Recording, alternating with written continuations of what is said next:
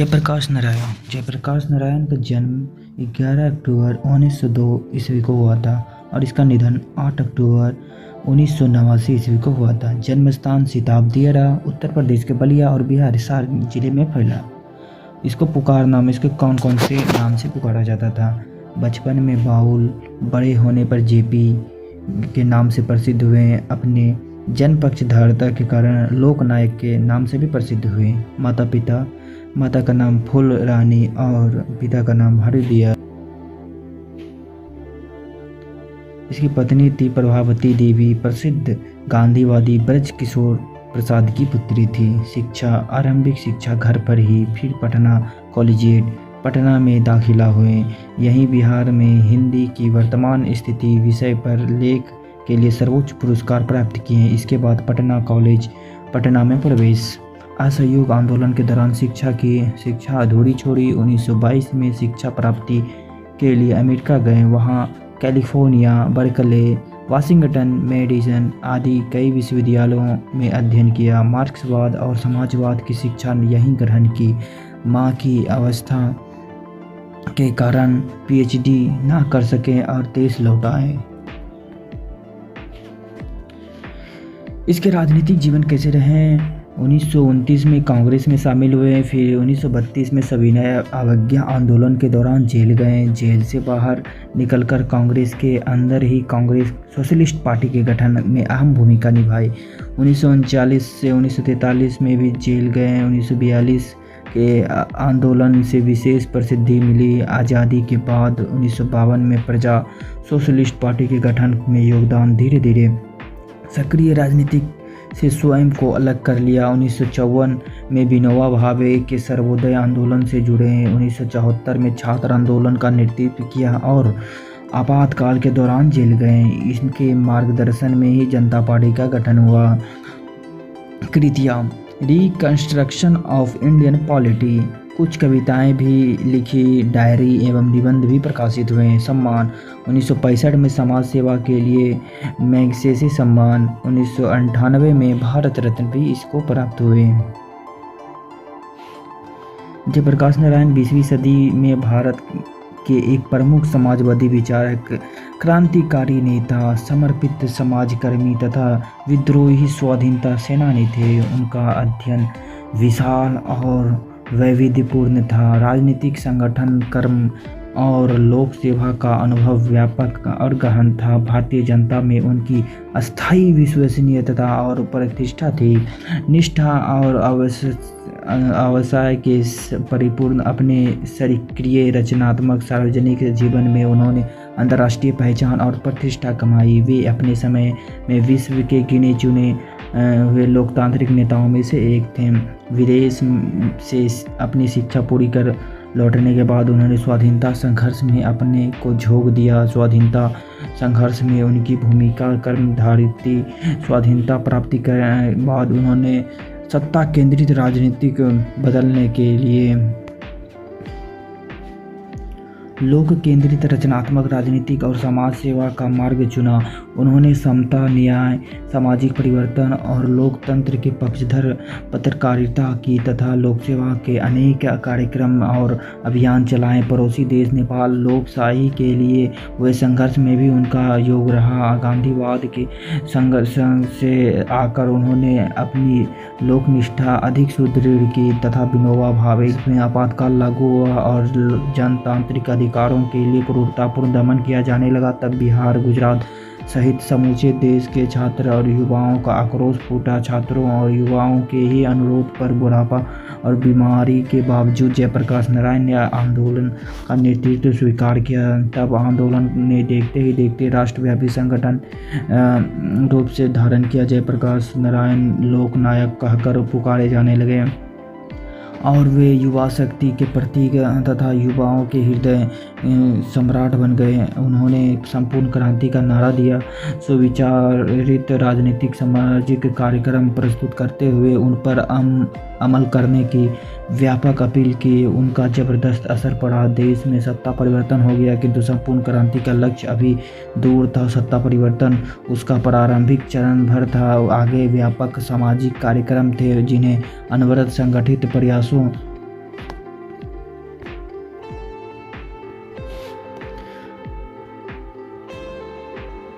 प्रयासों द्वारा ही पूरा किया जा सकता। जयप्रकाश नारायण बुरी तरह से अस्वस्थ हो चुके थे। शीघ्र ही पटना में उनका आसन हो गया। सत्ता बदल गई कि संपूर्ण क्रांति का लक्ष्य सत्ताधारी नेताओं और दलों के आपसी कलह और खींचातान में दूर चला जा रहा था। कुछ लोग कर्मी संगठनों और शक्तियों द्वारा अथक रूप से आज भी इस दिशा में आगे बढ़ते हुए कार्यक्रम चलाए जा रहे हैं। जरूरत है कि इस दिशा में बड़ी पैमाने पर जन संरक्षण के साथ अभियान चलाने की।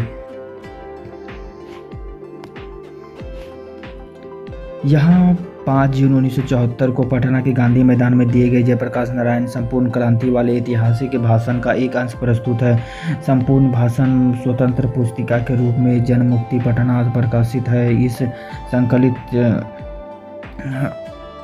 संकलित अंश की उसकी एक छोटी सी झलक भर मिलती है, किंतु लाख की संख्या में संपूर्ण प्रदेश और देश के विविध क्षेत्रों में आई लोगों, विशेषकर युवा वर्ग के उस ऐतिहासिक जन समर्द के बीच लोकनायक ने अस्वस्थ दिशा में भी शांतिपूर्वक अपनी बातें कहकर संपूर्ण क्रांति मंत्रमुग्ध होकर सुनती रही। भाषण के बाद लोगों का हृदय क्रांतिकारी विचार धधक उठे और आंदोलन के विराट रूप का धारण कर लिया। पटना के गांधी मैदान फिर न वैसा भीड़ इकट्ठी हुई थी और न ही होगी। इसके बारे में लिखा गया है जयप्रकाश वह नाम जिसे इतिहास समदार देता है, बढ़कर जिसके पदचिन्हों को उस पर अंकित कर लेता है। राष्ट्रकवि दिनकर ने इसके बारे में लिखा था। ये जो संपूर्ण क्रांति है ना, ये संपूर्ण क्रांति पटना के गांधी मैदान में दिए गए भाषण का एक अंश रूप है, ठीक है ना। जयप्रकाश नारायण के द्वारा दिया गया एक भाषण उसी का एक अंश है। चलिए हम लोग पढ़ते हैं इसको, ठीक है, और समझने की कोशिश करते हैं। बिहार प्रदेश छात्र संघर्ष समिति के मेरे युवा साथियों, बिहार प्रदेश के असंख्य नागरिक भाइयों और बहनों, अभी अभी रेणु जी ने जो कविता पढ़ी, अनुरोध तो वास्तव में उनका था, सुनना तो वह चाहते थे। मुझसे पूछा गया कि वह कविता सुनाते या नहीं। मैंने स्वीकार किया, लेकिन उसने बहुत सारी स्मृतियां और अभी हाल ही के दुखद स्मृतियों को जागृत कर दिया। इससे हृदय भर उठा। आपको शायद मालूम ना हो, जब मैं वेल्लोर अस्पताल के लिए रवाना हुआ था तो जाते जाते समय मद्रास में 2 दिन अपने मित्र श्री ईश्वर अय्यर के साथ रुका। वहाँ दिनकर जी गंगा बाबू मिलने आए थे, बल्कि गंगा बाबू के साथ ही रहते थे और दिनकर जी बड़े प्रसन्न दिखे। उन्होंने अभी हाल ही में अपनी कुछ कविताएं सुनाए। मुझसे कहा कि आपने जो आंदोलन शुरू किया है, जितनी मेरी आशाएं आपसे लगी थी, उन सब की पूर्ति आपके इस आंदोलन में, इस नए आह्वान में देश के तरुणों का आपने जो किया है, मैं देखता हूँ तालियां हरगिज न बजाएं। मेरी बात चुपचाप सुनिए। अब मेरे मुंह से आप हुंकार नहीं सुनेंगे, लेकिन जो कुछ विचार मैं आपसे कहूँगा वे विचार हुंकारों से भरे होंगे, क्रांतिकारी के विचार होंगे, जिन पर अमल करना आसान नहीं होगा। अमल करने के लिए बलिदान करना होगा, कष्ट सहना होगा, गाली और लाठियों का सामना करना होगा, जेलों को भरना होगा, ज़मीनों की कुकरियाँ होगी, यह सब होगा। यह क्रांति है मित्रों, और संपूर्ण क्रांति है। यह कोई विधानसभा के विघटन का आंदोलन नहीं है, यह तो एक मंजिल है जो रास्ते में है। दूर जाना है, दूर जाना है। जवाहरलाल नेहरू के शब्दों में, अभी ना जाने कितने मीलों इस देश की जनता को जाना है, उस स्वराज को प्राप्त करने के लिए जिसके लिए देश के हजारों लाखों जवानों ने कुर्बानियाँ दी, जिसके लिए सरदार भगत सिंह के साथ बंगाल के सारे क्रांतिकारी साथी, महाराष्ट्र के साथी, देश भर की क्रांतिकारी सभी गोली का निशाना बने। यह तो फांसी पर लटकाए गए, जिस स्वराज के लिए लाखों लाख देश की जनता बार बार जेल भरती रही। लेकिन आज इस 28 वर्ष के बाद जो स्वराज है उसमें जनता कराह रही है। भूखी है, महंगाई है, भ्रष्टाचार है, कोई काम नहीं जनता का निकलता। बगैर रिश्वत दिए सरकारी दफ्तरों में, बैंकों में, हर जगह टिकट लेने में, उसमें जहाँ भी हो रिश्वत के बगैर काम नहीं चलता, जनता का होता है। ये हर प्रकार के अन्याय के नीचे जनता दब रही है। शिक्षा संस्थान भ्रष्ट हो रही है। हजारों नौजवानों का भविष्य अंधेरे में पड़ा हुआ है। जीवन उसका नष्ट हो रहा है। शिक्षा दी जाती है गुलामी की शिक्षा। शिक्षा का पाठ दर दर ठोकरे खाना नौकरी के लिए है। नौकरियां मिलती ही नहीं, दिन प्रतिदिन बेरोजगारी बढ़ती जाती है। गरीबों की बेरोजगारी बढ़ती जाती है। गरीबी हटाओ नारे ज़रूर लगाते हैं, लेकिन गरीबी बढ़ी है पिछले वर्षों में। तो मित्रों, आज की स्थिति यह है कि और इस स्थिति में वहाँ दिनकर जी ने कुछ हमें अपने शब्द सुनाए, बड़े हृदयग्राही थे। और उसी रात जब विदा हुए तो उस रात को हमारे मित्र रामनाथ जी गोनायक इंडियन एक्सप्रेस के मालिक के घर पर वह मेहमान थे। रात को दिल का दौरा पड़ा। 3 मिनटों में उनको अस्पताल पहुंचा गया। गोनायक जी ने 3 मिनटों में विलिंगडन नर्सिंग होम शायद उसे कहते हैं, सारा इंतजाम था वहां पर। पटना का अस्पताल तो पता नहीं 3 घंटे में भी तैयार ना हो पाता। सभी डॉक्टर सब तरह के औजार लेकर तैयार थे, लेकिन दिनकर जी का हार्ट अटैक फिर से जिंदा नहीं हो पाया। उसी रात उसका निधन हो गया। ऐसी चोट लगी उनकी।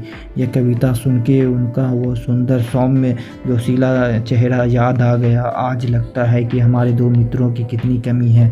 आज भाई बोनपुरी भी होते तो उनकी लेखनी में जो ताकत थी, आज के जुलूस का, आज की इस सभा का जो वर्णन वो देते, एक एक शब्द में अंगार होता। आज दिनकर जी जो कविता लिखते नए भारत के नवनिर्माण के लिए,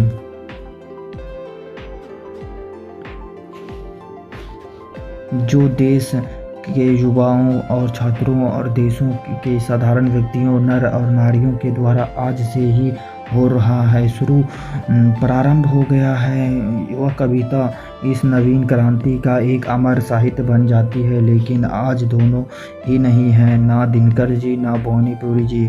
तो मित्रों, ये स्मृतियाँ जागी है और इनका हृदय भर है। मैं तो थक गया हूँ, लेकिन आज बड़ी भारी जिम्मेदारी हमारे कंधों पर आ गई है और मैंने जिम्मेदारी के अपनी तरफ से मांग करके नहीं लिया। तरुणों से, छात्रों से बराबर कहता रहा हूँ। जब मैं पहला अपने आह्वान किया था कि यूथ फॉर डेमोक्रेसी का लोकतंत्र में युवाओं का क्या रोल है, तो यह हमने जो बताया था उसमें लिखा था और उसे बाद में बराबर कहता रहा हूँ। संचालन समिति में बहस करता रहा हूँ। हम बूढ़े हो गए हैं, हमारी सलाह ले लीजिए। हम दूसरी पीढ़ी के हो गए हैं, आप नई पीढ़ी के लोग हैं। देश का भविष्य आपके हाथ में है। उत्साह और अंदर शक्ति, आपके अंदर जवानी और आपके अंदर आप नेता बनिए, मैं आपको सलाह दूंगा। तो छात्रों ने कहा, जयप्रकाश जी, मार्गदर्शन से काम नहीं चलेगा, आपको नेतृत्व स्वीकार करना पड़ेगा।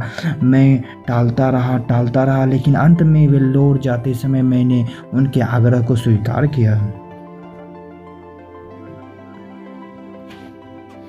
स्वीकार करते समय मैंने अनुभव किया कि अपनी अयोग्यता का नम्रतापूर्वक यह स्वीकार किया। परंतु छात्रों से भी मैं आप सबसे यह अनुरोध है कि नाम के लिए मुझे नेता नहीं बनना है। मुझे सामने खड़ा करके कोई हमसे डिटेक्ट करके पीछे से क्या करना है। जयप्रकाश नारायण, तुम्हें इस नेतृत्व को कल मैं छोड़ देना चाहूँगा। मैं सबकी सलाह लूँगा, तालियां नहीं। बात सुनिए, बात समझिए, सबकी बात सुनिए। छात्रों की बात जितना भी ज़्यादा होगा, जितना समय मेरे पास होगा, उनकी बहस करूँगा, समझाऊंगा और अधिक से अधिक उनकी बात मैं स्वीकार करूंगा।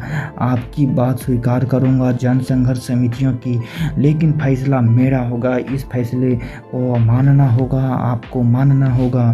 तब इस नेतृत्व का कोई मतलब नहीं होता। यह क्रांति सफल हो सकती है और नहीं आपस में झगड़ों में, बहसों में। पता नहीं हम किधर बिखर जाएंगे। क्या नेताजी निकलेंगे? क्या नतीजा निकलेगा?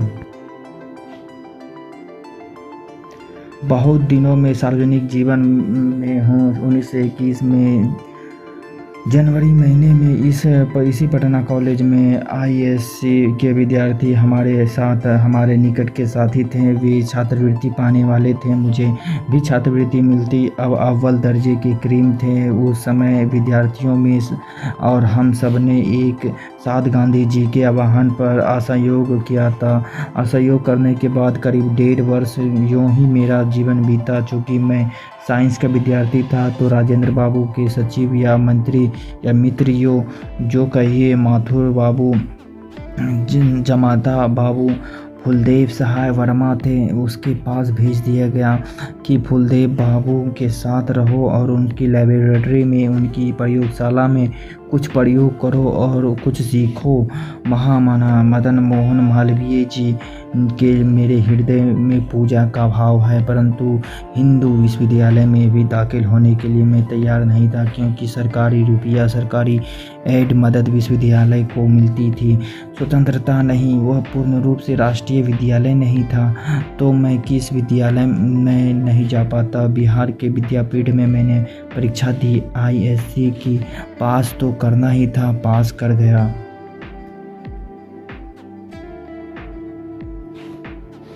उसके बाद बचपन में जब हाई स्कूल में था तब मैं स्वामी सत्येंद्र सत्यदेव के भाषण सुना करते थे और अमेरिका के बारे में। कोई धनी घर नहीं हूँ, थोड़ी सी खेतें और पिताजी नहर विभाग में जिलादार, बाद में रेवेन्यू असिस्टेंट हुए, नॉन गजटेक अफसर थे। उनकी हैसियत नहीं थी कि मुझे अमेरिका भेजें, तो मैंने सुना था कि अमेरिका में मजदूरी करके लड़के पढ़ सकते हैं। मेरी इच्छा थी कि आगे पढ़ना है मुझे। आंदोलन तो गिराव पर आ गया है, चढ़ाव पर था, उतर चुका था। इस बीच अमेरिका से कुछ शिक्षा प्राप्त करके आ जाऊंगा, इसलिए अमेरिका गया। कुछ लोग जो हमारे पता नहीं है कि उन्होंने किस नाम से पुकारूं, मुझे आज वर्षों से गालियां देते रहे हैं। कितनी गालियां मुझे दी गई है, क्योंकि अमेरिका में मैंने पढ़ा, इसलिए मैं अमेरिका का दलाल बन गया हूं। निक्सन को दे दो तार, जयप्रकाश की हो गई हार, ये नारे लगाए गए हैं। मित्रों, अमेरिका के बागानों में मैंने काम किया, कारखानों में काम किया, लोहे के कारखानों में जहां जानवर मारे जाते हैं उन कारखानों में मैंने काम किया। जब यूनिवर्सिटी में पढ़ता था तो छुट्टियों में काम करके इतना कमा लेता था कि कुछ खाना हम 3-4 विद्यार्थी मिलकर पकाते थे और सस्ते में हम लोग खा पी लेते थे। एक कोठरी में कई आदमी मिलकर रह लेते थे, रुपया बचा लेते थे कुछ कपड़े खरीदने की, कुछ फीस के लिए, और बाकी हर दिन रविवार को भी छुट्टी नहीं। 1 घंटा रेस्टोरेंट में, होटलों में या बर्तन धोया या वेटर का काम किया तो शाम को, रात को खाना मिल गया, दिन का खाना मिल गया। किराया कहाँ से, मकान को हमको आया बराबर 2-3 लड़के। कितने वर्षों तक 2 चारपाई नहीं थी कमरे में, एक चारपाई पर और कोई ना अमेरिकन लड़का रहता था। हम दोनों साथ सोते थे, एक रजाई हमारी थी। इस गरीबी में मैं पड़ा हूँ। इतवार के दिन या कुछ आउट टाइम में यह जो होटल का काम है उसको छोड़ करके जूते साफ करने का काम, सुसाइन पार्लर में उससे ले करके कमोड साफ करने का काम होटलों में करता था। वहाँ जब बीए पास कर लिया, स्कॉलरशिप मिल गई। 3 महीने के बाद असिस्टेंट हो गया। डिपार्टमेंट का ट्यूटोरियल क्लास लेने लगा तो कुछ आराम से रहा। बीच में इन लोगों से पूछिए, मेरा इतिहास ये जानते हैं और जानकर भी मुझे गालियाँ देते हैं। बताइए। अमेरिका में विस्कॉन्सिन में मेडिसन में मैं घोर कम्युनिस्ट था। वहाँ लेनिन का ज़माना था, वह ट्रॉट्स्की का ज़माना था। 1924 में लेनिन मारे गए। 1924 में मैं मार्क्सवादी बन गया था और दावे के साथ कह सकता हूँ कि उस समय तक जो भी मार्क्सवादी के साथ ग्रंथ छपे थे अंग्रेजी में, हम लोगों ने पढ़ डाले थे। रात रात को रोज़ एक रशियन टेलर था, दर्जी था, उसके हमारे क्लासेस लगते थे। वहाँ से जब भारत लौटा था तो घोर कम्युनिस्ट बनकर लौटा था, लेकिन मैं कांग्रेस में दाखिल हुआ। कम्युनिस्ट पार्टी में क्यों नहीं दाखिल हुआ? मैंने जो लेनिन से सीखा था वो सीखा था कि जो गुलाम देश है वहाँ जो कम्युनिस्ट है उसको हरगिज़ वहाँ की आज़ादी की लड़ाई से अपने को अलग नहीं रखना चाहिए। यद्यपि उस लड़ाई का नेतृत्व, जिसको मार्क्सवादी भाषा में बर्जुआ क्लास कहते हैं, उस क्लास में हाथ यों पूंजीपतियों के हाथ उसका नेतृत्व हो, फिर भी कम्युनिस्टों को अलग नहीं रहना चाहिए, अपने को आइसोलेटेड नहीं करना चाहिए। पहली बात जो मैंने नोट की कि आपसे कहने के लिए वह इस सरकार के बारे में है। आज से 3 दिन हुए गफूर साहब मिलने आए थे। वो बहुत प्रेमी से मिले।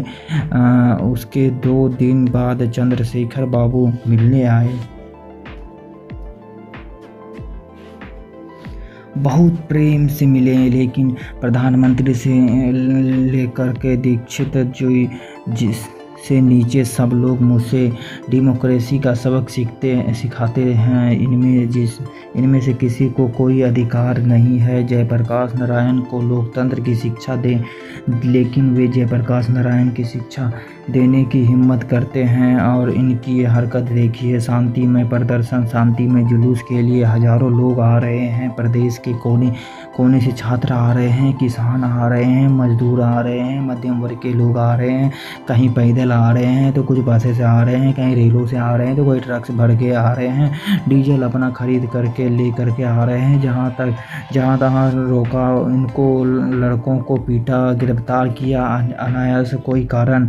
और यहाँ हमसे आकर सब मीठी मीठी बातें करते हैं। इन्होंने जिद की कि इस रास्ते का जुलूस नहीं जाएगा, इससे यह खतरा है कि वह खतरा है। मुझे कोई खतरा दिखाई नहीं दिया, लेकिन जब उन्होंने कहा कि शायद जेल तोड़ने की कोशिश हो तो शायद उन्होंने गोली चलाने पड़ी, तो मैंने कहा इसकी जिम्मेदारी मैं नहीं लेता हूँ। आंदोलन हमारा किसी दूसरे उद्देश्य से हो रहा है। बीच में यह डाइवर्जन हो जाए, रास्ता ही भटक जाए, हम लोग यह नहीं चाहते। तो चलिए, जो आप कहते हैं वही मान लेता हूँ।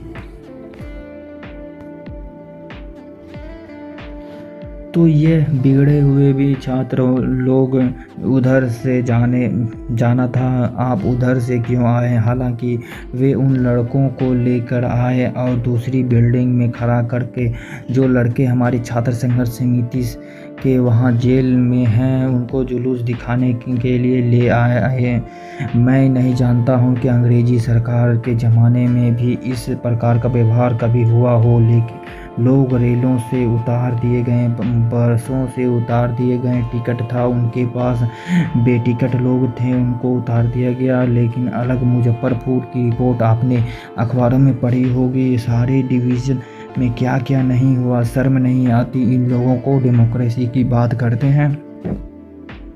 लोकतंत्र में डेमोक्रेसी को जनता को अधिकार नहीं, जहाँ भी चाहे शांतिपूर्ण सभा करे, अपनी जहाँ चाहे वहाँ शांतिपूर्ण प्रदर्शन करे। राज्यपाल के यहाँ जाना हुआ तो लाखों की तादाद में जाए, असेंबली के सामने जाए, उनका पूरा अधिकार है। हिंसा करे कोई तो दूसरी बात है। हमसे मिलने आए पुलिस के एक उच्च अधिकारी ने कहा, बड़े उच्च अधिकारी ने भी कहा, नाम लेना यहाँ ठीक नहीं होगा कि मैं दीक्षित जी के मुंह से सुना हूँ कि जयप्रकाश नारायण नहीं होते तो बिहार जल गया होता। जयप्रकाश नारायण के बारे में ऐसा सोचते हैं तो जयप्रकाश नारायण के लिए यह सारा क्यों? तो उनके नेतृत्व में ये प्रदर्शन और सभा होने वाली है, क्यों लोगों को रोकते हैं? आप जनता के घबराते हैं, आप जनता से आप प्रतिनिधि हैं, किसकी तरफ से शासन करने बैठे हैं आप? आपको हिम्मत की लोगों को पटना आने से रोक ले। उनकी राजधानी है, आपकी राजधानी है, यह पुलिस वालों का देश है। क्या यह जनता का देश है? डूब जाना चाहिए इन लोगों को। ऐसी नतीजा नीचता का व्यवहार, बहुत कठोर शब्द का प्रयोग कर रहा हूँ, कठोर शब्द का प्रयोग नहीं करता, लेकिन यह नीचता का व्यवहार, अगर कोई डेमोक्रेसी का दुश्मन है तो वो लोग दुश्मन हैं जो जनता के शांतिमय कार्यक्रम में बाधा डालते हैं, तो उनकी गिरफ्तारी करते हैं, उन पर लाठियाँ चलाते हैं, गोलियाँ चलाते हैं। यह डेमोक्रेसी है, इसे बदलना चाहिए। जयप्रकाश नारायण छात्र युवाओं, और क्योंकि जो भी आंदोलन में इस देश आज उठेगा उसका नेतृत्व युवा रहेगा, छात्र रहेगा, इसमें से कोई संदेह नहीं है। मित्रों, एक बात तो यह कहना था कि मैं जानता हूं कि डॉक्टर रहमान यहाँ बैठे होंगे, वे कुछ चिंता में पड़े होंगे कि इस जोर से बोलने का असर मेरे हृदय पर बुरा होगा। मैं भी समझता हूँ। अब जरा आपको बांध लूँगा। अभी हाल में मैं वेल्लोर में था तो हमारे परम मित्र और स्नेही उमाशंकर जी दीक्षित पटना आए थे। उन्होंने मेरे संबंध में कुछ अच्छी बातें कही, साथ साथ प्रदर्शन उन्होंने उठाए। उनका बहुत पुराना संबंध है। 32-33 का आंदोलन जो चला था, उन्होंने अंडरग्राउंड बम्बई में वहाँ रहते थे और अंडरग्राउंड के नेता थे। वो सदानंद जी ने जो फ्री प्रेस का मालिक भी थे, उनकी स्थापना की थी। उन्होंने उनको ब्रेन ऑफ बॉम्बे कहा था। मुझे भी कोई बड़ी पदवी थी, पर मैं अपनी प्रशंसा नहीं करूंगा। उस समय दीक्षित जी से हमारा परिचय और हमारी घनिष्ठ मित्रता हुई, और अंडरग्राउंड ज़माने में जो मित्रता होती है वो ठोस होती है। चाहे हम कहीं रहें, वो कहीं रहे, ठोस रहती है। उसके बाद हम एक दूसरे के मित्र आज तक बने हुए हैं।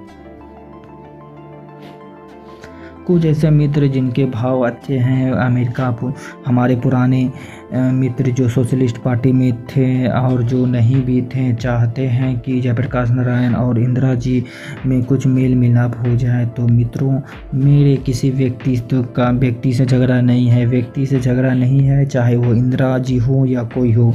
हमें नीतियों से झगड़ा है, सिद्धांतों से झगड़ा है, कार्यों से झगड़ा है। जो कार्य गलत होंगे, जो नीति गलत होगी, जो सिद्धांत प्रिंसिपल गलत होंगे, जो पॉलिसी गलत होगी, चाहे वो कोई भी करे, मैं विरोध करूँगा। अपनी अकल के मुताबिक हम लोगों इनकी तरह नौजवान थे उस ज़माने में, लेकिन यह ज़रूरत होती थी कि हम लोग कि बापू के सामने हम कहते थे कि हम नहीं मानते हैं बापू यह बात, और बापू में इतनी महानता थी कि बुरा नहीं मानते थे, फिर भी बुलाकर हमें प्रेम से समझाते थे। उनकी भी आलोचना की है मैंने। उस ज़माने में मैं घोर मार्क्सवादी था, बाद में लोकतंत्रवादी समाजवादी बन गया। किंतु बापू की मृत्यु के बाद कई वर्षों के बाद 1954 में मैं नवोदय में आया बिहार, और जवाहरलाल जी थे, एक बड़े भाई थे, मैं उनको भाई कहता हूँ। पता नहीं क्यों वो मुझे मानते थे बहुत, मैं उनका बहुत आदर करता और प्रेम भी करता, लेकिन उनकी कटु आलोचना करता था, उसमें भी बड़प्पन था अक्सर। तो उन्होंने हमारी आलोचनाओं को बुरा नहीं माना, लेकिन पटना के फायरिंग पर मैंने बयान दिया था, मैं मानता हूँ कि बहुत सख्त भाषा में मैंने प्रयोग किया था। उस समय वो बहुत नाराज़ हुए। लाल बहादुर शास्त्री जी ने कश्मीर के मामले में कुछ किया, मैंने उनकी भी आलोचना की, उनको तार भी दिए। यह बहुत गलत आपने किया है। इससे कश्मीर का सवाल हल करने से आपको दिक्कत होगी। थोड़ी दिनों में 18 महीनों में वो बस चल बसे। देश का दुर्भाग्य है। इंदिरा जी से जो मेरा मतभेद है, वो जवाहर जी के साथ जो मतभेद थे उनसे कई ज़्यादा गंभीर और सीरियस है। जवाहर जी के परराष्ट्र नीतियों के संबंध में स्वराष्ट्र के संबंध में अधिक उनसे हमारा मतभेद नहीं था। तिब्बत के मामले में मतभेद था, चीन के मामले में था, हंगरी के मामले में था, और कोई गर्व नहीं करता हूँ मैं उस समय जो आलोचना किया हंगरी के मामले में, जो कुछ कहा जवाहर जी के बाद मैंने माना पड़ा। तिब्बत के बारे में जो मेरी बातें थी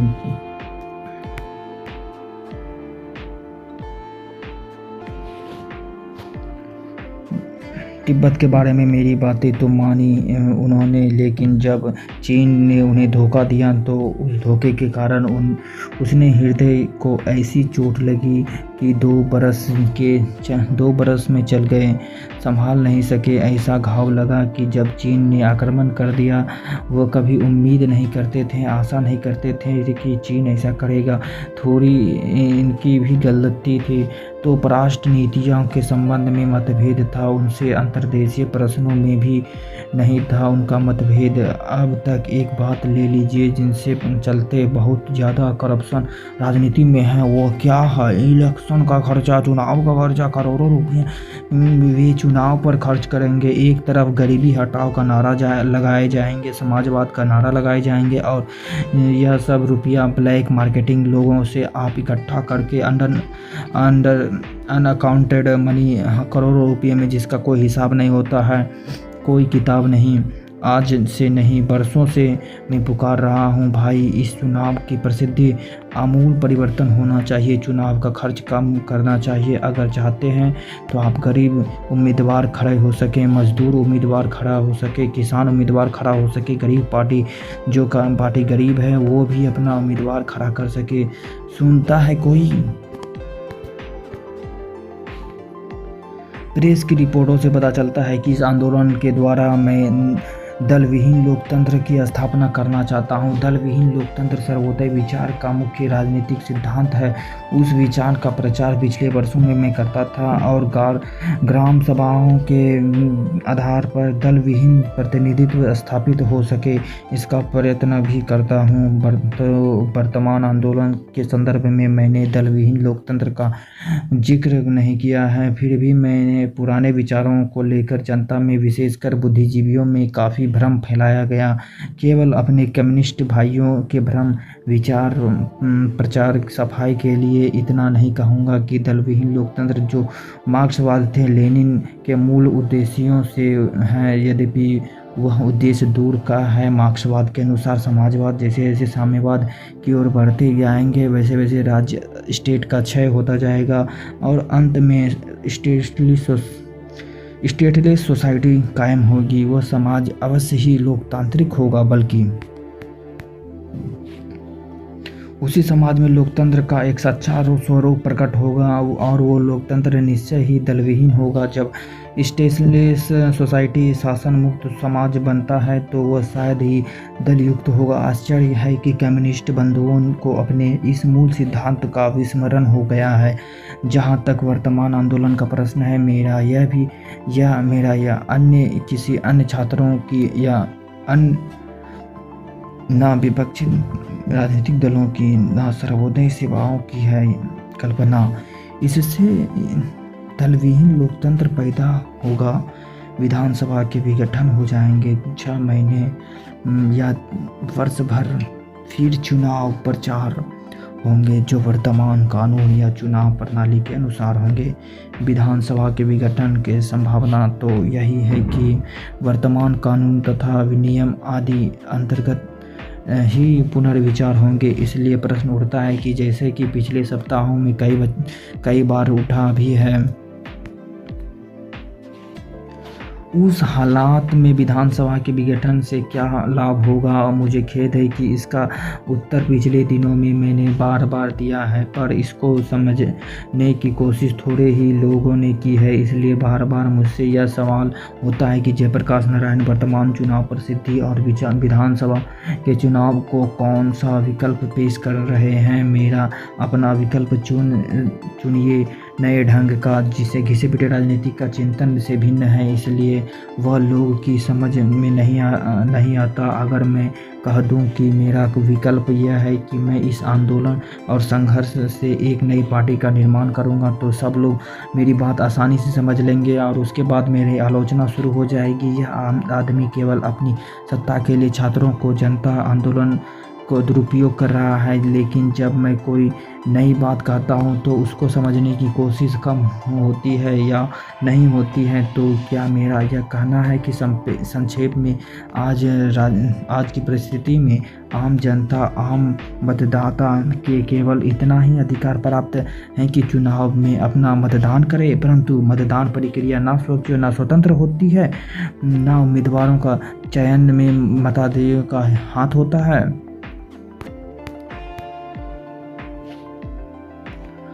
और चुनाव के बाद अपने प्रतिनिधियों पर उसका कोई अंकुश नहीं रहता। मैं इन दोनों कमियों को दूर करने का प्रयत्न कर रहा हूँ। अपना देश पिछड़ा हुआ है, इसलिए इसके बावजूद हमने लोकतंत्र की स्थापना की। विकसित देश के लोकतंत्र समाज में जो प्रभावी शक्तियाँ यानी परस्पर एक दूसरे के प्रभावित करने वाली शक्तियाँ होती है, जनमत का जो प्रबल प्रभाव प्रतिनिधियों पर निरंतर बढ़ता है, जो स्वतंत्र और साहसी प्रेस की पत्र पत्रिकाओं के रोल होते हैं, शिक्षित समुदाय का जो वैचारिक और नैतिक असर होता है, इस सारे इंफ्रास्ट्रक्चर यानी कि जनता और शासन के बीच संरचना यहाँ नितांत अभाव है। ऐसी स्थिति में हमारा लोकतंत्र केवल नाम मात्र का रह जाता है। इस पूरी अंतरिम संरचना का इंफ्रास्ट्रक्चर का निर्माण तो एक दिन में नहीं हो सकता, परंतु इसके अभाव में अब आम जनता या मतदाता मतदान के सिवा कोई भी और जनता नहीं, किसी भी प्रकार का अंकुश उन पर नहीं रहता, सिवाय इस भय के कि अगले चुनाव में जनता यदि चाहे तो उनको वोट दे, किंतु यह भी रुपया, जाति और बल प्रयोग, मिथ्याचरण आदि के कारण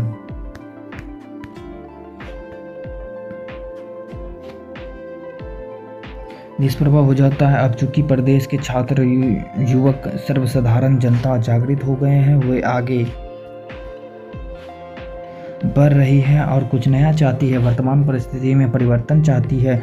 अतः इस परिस्थिति का लाभ उठाकर मैं चाहूँगा कि आज की जो संगठित असंगठित जनता है उनमें एक ऐसी शक्ति आ जाए वो सही आदमी का चुनाव कर सके तथा चुनाव के बाद अपने प्रतिनिधियों का आचरण यथासंभव अंकुश रख सके। इस संबंध में मेरे कुछ सुझाव हैं। यह तो है कि जब विधानसभा का अलग चुनाव हो तो हमारी छात्र संघर्ष और जन संघर्ष समिति मिलकर करके आम राय से अपना उम्मीदवार खड़ा करे, अथवा जो उम्मीदवार खड़े किए जाएं उनमें से किसी को मान करे। यदि इन समितियों के बीच आम राय नहीं होती तो हम कोई ऐसी रास्ता बनाएंगे जिनसे आपस में फूट हुए बगैर समितियां अपना उम्मीदवार खड़ा कर सकेगी या किसी एक उम्मीदवार को अपनी मान्यता दे सकेगी। इस प्रकार के चुनाव जनता को एक महत्वपूर्ण बहुत बड़ा पार्ट होगा, यानी जनता और छात्रों की संघर्ष समितियां उम्मीदवार के चयन में अपना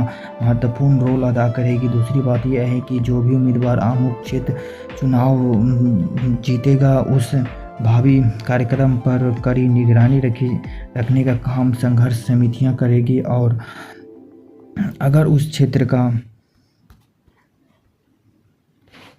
प्रतिनिधि गलत रास्ता पकड़ता है तो उसका इस्तीफा देने के लिए बाध्य करेगी। इस प्रकार से जनता का अंकुश इन लोगों के ऊपर होगा। आज की तरह अछेंद्र, आज की तरह निरंकुश और स्वच्छ नहीं हो पाएगी। इस सिलसिले में एक और बात स्पष्ट करना आवश्यक है कि जो संघर्ष समितियां छात्रों या जनता के बीच बन रही है या बन गई है, उनका काम केवल शासन के संघर्ष करना नहीं, बल्कि उनका काम है तो समाज का हर अन्याय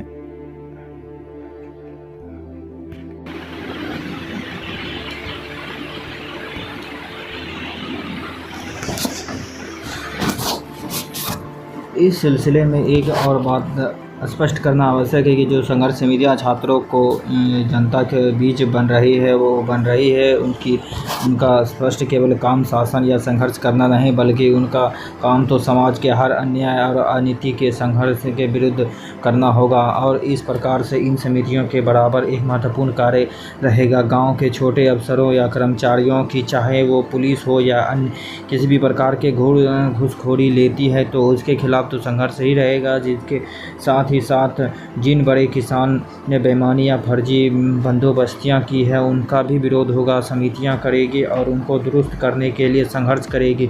गाँव के तरह तरह के अन्याय होते हैं। मेरी कल्पना है कि उनकी समितियाँ उन अन्यायों को भी रोकेगी। इस प्रकार से जनता का छात्र की निर्दलीय संघर्ष समिति का अस्थायी रूप से कायम रहेगी। छात्र केवल लोकतंत्र के लिए नहीं बल्कि सामाजिक, आर्थिक, नैतिक क्रांति के लिए अथवा संपूर्ण क्रांति के लिए एक बहुत महत्वपूर्ण कार्य करेगी।